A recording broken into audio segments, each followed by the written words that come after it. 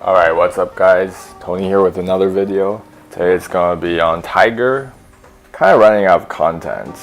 I've got a tournament in a few days, so I've been busy scrimming and practicing my heroes, so I don't feel comfortable making content for heroes I shouldn't be practicing. But anyways, just wanted to show you guys a new video on this hero. New skin, it's the KPL skin for Tiger. And I'm doing a voiceover, so maybe the timing's a bit awkward. The recording didn't work. But yeah, you can see this is the first KPL skin for the new KPL series. So every KPL they make a new skin, and it's the 6th KPL, so the last 5 skins are kind of a set, like Mecha, and then this new one is kind of, I don't know, Galaxy of the Guardians theme. And here I'm just showing the skins from before. So they have a skin for every position. So there's first there's come on dude. First there's the L'Oreal for Mage. So you see it's kind of like a Disney mecha skin-ish. Doesn't look too bad, but it's very old, so you know, there's better skins for her now, but still it's pretty OG. And then we have wow, I'm really slow at this, am I? So I'm probably going to show Nacroth now. Yeah, so there's this Nacroth one, again, kind of old. I wouldn't use it, I would use the other one. But still, usually they make these skins for heroes that have significant value in that KPL, and Nacroth stole like a Nexus in that KPL, I think, so he did a backdoor. And then there's Max. Max was quite popular back then, but still pretty average. And here my brain is dying because I can't seem to remember the last 2 skins. And there's Aram, which I bought. That was the one in January. And they did because there were no support, so they did a scummy one. And then the last one I can't seem to remember is we had mid lane, side lane, jungler, mage. It's for Hayate, dude.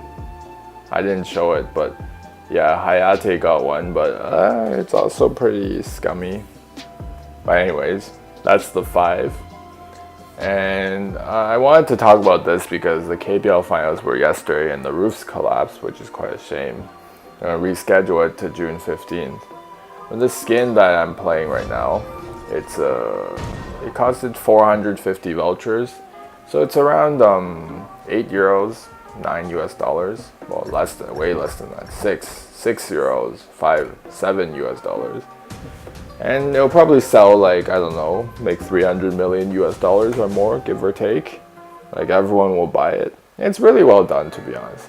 The theme is kind of cringe, I would say, but it's still got its own music effects. So the special thing about this hero is it's based off of like Nidalee or Liliana can transform. And at level 1, level 2, you have 2 abilities basically. Well, 3 if you count the Tiger transformation. And you get this at level 1. You transform from human form to Tiger form. In human form you're ranged, and Tiger form you're melee. And then, so as you can imagine, level 1 you take the shield, and the shield it does AoE damage around it when you cast and when you have it on, and it increases your attack speed by 30%. So you can imagine, like, you know, at level 1 you get 4 abilities basically, or level 2 you have like 6 abilities technically. So it's very good for invading. And here I show that, you know, with the shield you can kite the camp. And yeah, every time you auto in human form you get 5 energy back, but all of your spells cost 50 energy. So this hero is actually pretty hard to play because you have to conserve your energy. So I show my S2, S1 here, and this thing shoots like a bolt and does magic damage like your shield. For a kind of pseudo AD carry, it's pretty broken though, doing magic damage. And it slows the enemy for 50%. And it restores 20 energy. Oh, it does also current HP of the enemy. 8% of their current HP. And restores 20 energy. It's pretty broken. But the issue again, like I said, is you're very limited with your energy. It's not like Hayate, where Hayate you can just spam your shit, right? This hero actually has to manage his energy, so you can't limitlessly spam your S1. And you can't really use all 4 abilities when you go into combat, I have to say. You have to choose wisely. That's the hard part about this hero. But don't get me wrong, level 1 and 2, when he has like 6 abilities, it's absolutely broken, right?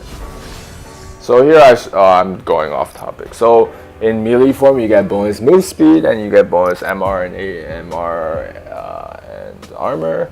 And when you transform, you always get bonus, when you transform into melee, you get bonus move speed 30%, and you do bonus damage on your next 2 autos, and one of them is magic, again broken. When you transform into human form, you will do bonus 80 damage. You will do magic damage in a fan. I'll show that later. But you can imagine he has so much to his kit. It's kind of broken, but not really, right? And also in human form, his first 3 L's will give him bonus attack speed. So, and then you have you'll probably buy Fafnir, so you're always doing percent damage. It's absolutely insane. He's a tank killer, melee killer. The only bad thing about him is he has a very strong early, but his mid and late game are kind of scuffed, you know. So let's show off his melee form. And in his melee form, come on. I don't know what I'm talking about in the clip. So I'll talk about his S2 is like, it's a jump, but it's a double jump. So you can see you can jump off a wall and then choose a direction to jump off of. It's kind of cool, no? Crouching Tiger, Hidden Dragon, by the way. So you see you can go through a double wall like this, or you can switch directions like this. And if you hit, obviously both cast do damage. And if you hit an enemy, like a hero, then it restores half the cooldown. Gives you half the cooldown back. And it restores 20 energy if you hit enemy. I don't think it works on jungle camps, but it works only on heroes. I'm not sure. But yeah, and then his S1 is an execute. Does missing damage. You see the cooldown is very low, 3 seconds.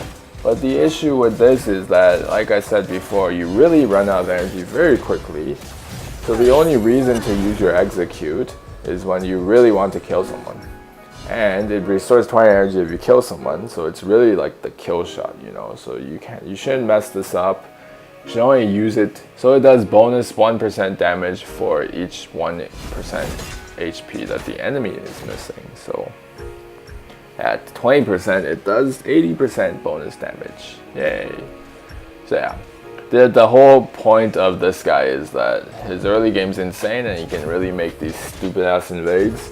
You can invade Murad very hard, but the problem is he's very hard to play, right? You have to really manage your energy very well and choose your right invades. I think from a balance point of view, it's scuffed because like you have to he's really bipolar, right? His early game's insane and then his mid-late game falls off so hard.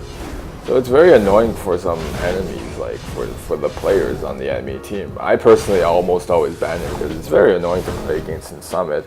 And if his team knows what he's doing, he can start the game 10-0 for sure. It's absolutely just... So it might sound like a meme, but the police was just at my door, you know, the SWAT. No, I'm just kidding. There's just someone who knocked on my door. So I had to stop the recording. But anyways, yeah, like I was talking about, it's pretty disgusting in Summit. If the team is behind you, you can absolutely snowball this, and it's very hard to come back from this. So, but on the other hand, I can appreciate how, you know, this design is quite good design, you know. It encourages counter jungling, and the art of counter jungling and invading is, you know, it's pretty hard, no? So I appreciate how this hero is kind of cool. And the thing is, with supports, you have to have a support that supports him well. Well, what I mean is that, you know, you can have like a very aggressive early game like Lumber, but you can also pair him with like Crest and Alice, because he's a one-man show at level 2 and 3, right? So the Crest can just put the thing and the shield on him.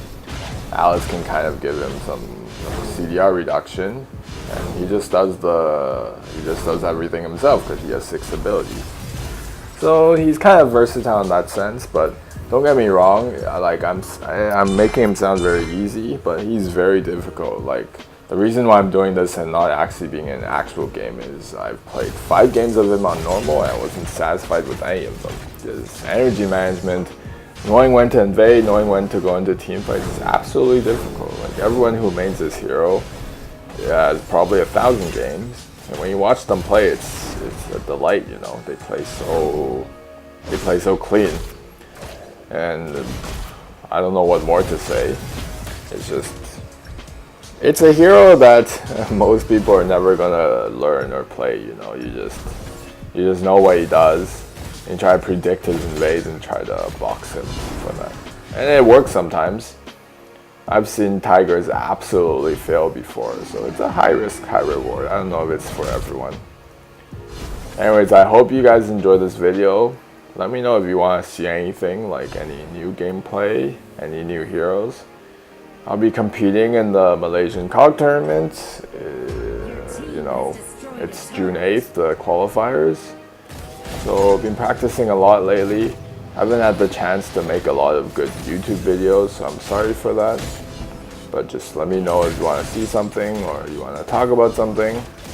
And I'll see you guys next time. Peace out.